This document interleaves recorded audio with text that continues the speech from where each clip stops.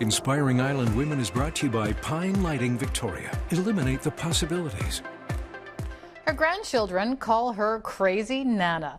They've become used to watching Sharon Stevens-Smith embark on one adventure after another. The 82-year-old Langford woman, born and raised on Vancouver Island, says no is never an option and fear never holds her back. She is this week's Inspiring Island Woman.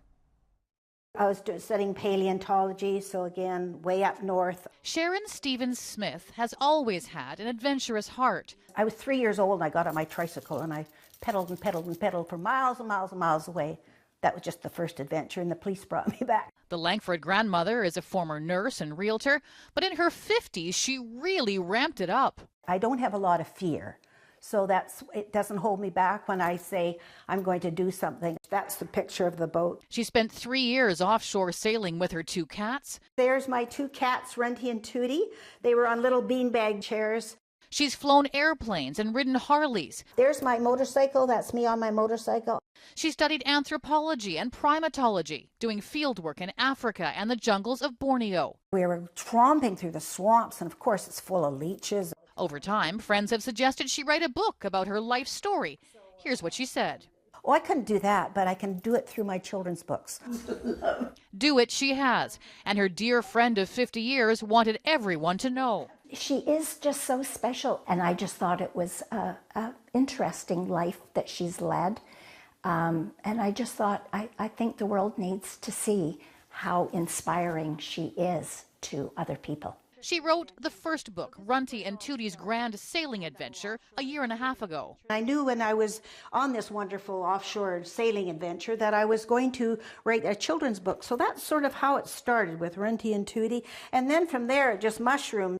Sharon had help with this first one, but the rest, every single one of the rest, have been all her. I've designed them, I've written them, and I've published them myself. So it's a lovely experience to be that creative with these books.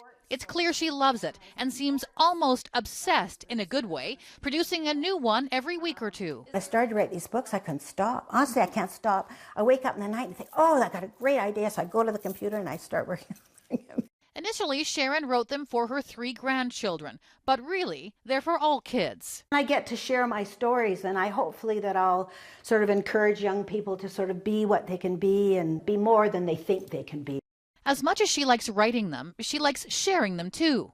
Running up trees in playful displays. I do go to the schools and tell them about my adventures, and also to sort of challenge them to think outside the box, that they can be anything they want to be.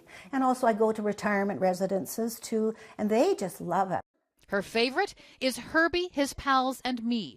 It describes perhaps her most cherished adventure, spending 6 months with orangutans. And there's me with Herbie. Whether in the jungles of Borneo, in her lovely expansive garden, or with her beloved dogs. Snowy was adopted from India, and there's a book about that. She's a force with a passion for life and living it. Vivacious is my first word. Vivacious, caring, loving, warm. When she comes into a room, she lights the room up with her energy. And the 82-year-old shows no signs of easing up. We're all in her dust. And who knows what her next adventure will be.